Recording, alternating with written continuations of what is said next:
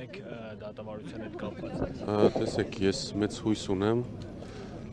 մի քանի անգամ էլ այսօր շեշտեցի, որ աշտարությունը այսօր հաղթելու է դատական համակարգը Հայաստանի Հանրապետությունում, սկսած այսօրվանից, սկսած այս պահից լինելու է անկախ, գործադիր, օրենսդիր եւ դատական իշխանությունները իրար հավասարակշռելու են, այսինքն չի լինելու,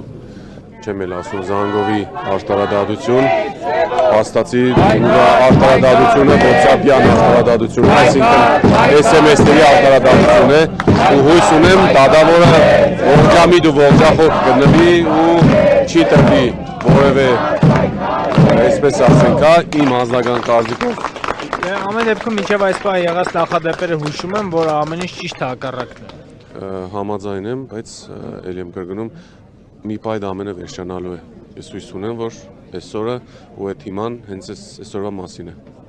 Կներկայանաք։ Ռուբեն Մխիթարյան, մեր ձևով շարժման անդամ։